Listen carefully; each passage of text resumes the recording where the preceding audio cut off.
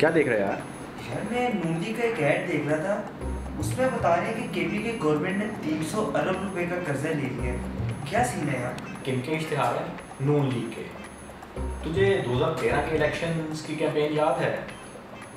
Mister शोबाज उस वक्त क्या कहते थे? अगर हमने इंतखाबात के बाद इस जरदारी को लाड़काना, कराची, पेशावर और लाहौर की सड़कों पे ना घसीटा तो मेरा नाम शहबाज शरीफ नहीं। 6 महीने में बिजली के लोड शेडिंग का खात्मा हो जाए तो 2 साल में बिजली के अंधेरे ना खत्म किए तो मेरा नाम शहबाज शरीफ नहीं है। 3 साल में बिजली का लोड शेडिंग खत्म करना की तो मेरा नाम शहबाज शरीफ नहीं है। कुछ हुआ नहीं।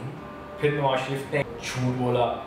इलेक्शन के बाद अगर अल्लाह हमें खिदमत की तौफीक देता तो हमें पहले 100 दिन या पहले 180 दिन हमें ब्रीफिंग लेने में नहीं चाहिए। मुझे समझ आई है, आंख खुली तो पता लगे 1 साल गुजर गया है। मेरी सेंट्रल लंदन में प्रॉपर्टीज तो दूर की बात है, मेरी पाकिस्तान में भी कोई प्रॉपर्टी नहीं है। लंदन के फ्लैट्स या और कोई अदायगी पाकिस्तान से इनके लिए 1 रुपया भी बाहर नहीं गया।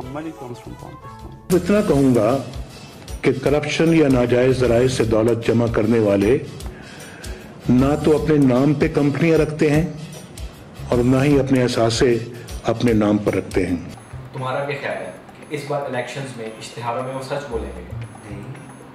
तुम्हारा पूछना ये बनता है कि फिर असल बात है क्या? यही तो मैं पूछ रहा हूँ कि सही बात क्या है? कि जब केपीके में पीटीआई की गवर्नमेंट आई तो उस वक्त टोटल कर्जा सूबे पर 132 अरब रुपये था, जो कि अब उनकी हुकूमत ख़त्म होने के बाद 127 अरब रुपये रह गए। जब नून लीग की हुकूमत वफाक में आई तो जितना कर्जा पाकिस्तान पर उस वक्त था आज तकरीबन उससे दुगना हो गया। इश्तिहारों में सिर्फ झूठ चल रहा है। सही।